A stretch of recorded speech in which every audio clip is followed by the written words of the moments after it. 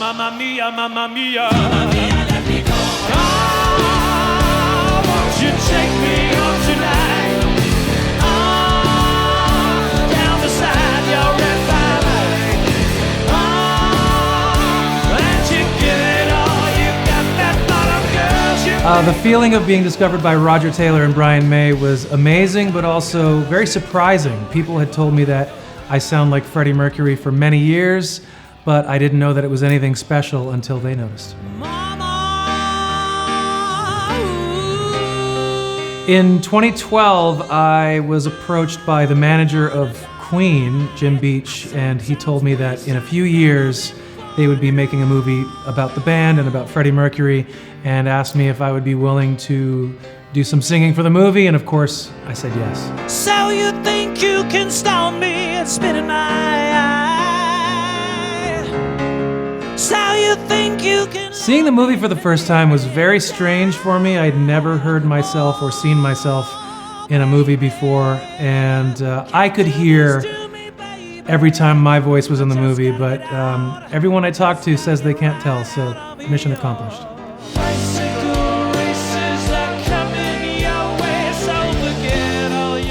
I started One Vision of Queen in 2017, and it felt really cool to be able to do a Queen tribute show that centers around more my story and how my life has intersected very strangely with the music of Queen.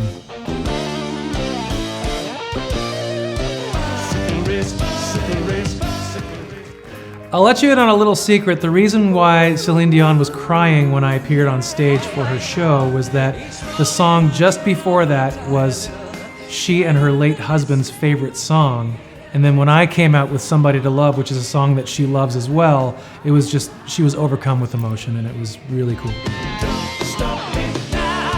The special thing about One Vision of Queen is that when people think of a Queen tribute show, they often imagine people dressing up and pretending to be Queen.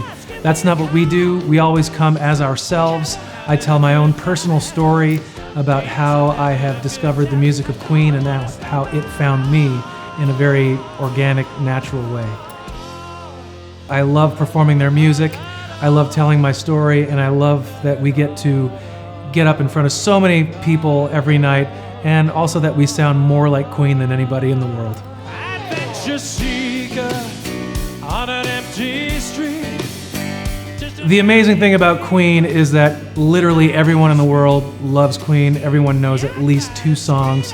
I've played over 40 different countries with this music, almost every continent except for Africa and Antarctica. It ain't much I'm asking, I heard him say. What I love about touring in Europe, obviously the architecture. Your guys' buildings are so much older than the ones we have. It's really cool to see the land where my ancestors came from, and most of all, in Europe, you have not got the memo that classic rock is no longer cool. I love the moments where I get to be just by myself on the piano, for example, Love of My Life, and just hearing the whole audience sing with me. Of my life, you've hurt me, you've broken my heart. But most of all, it's just the sheer rock and roll. It's really hard to beat Bohemian Rhapsody. I think that's one of the greatest songs of all time. Somebody to Love is very near and dear to my heart because it goes back to the beginning of how I was discovered by Roger Taylor. Under Pressure, I mean, I could go on and on.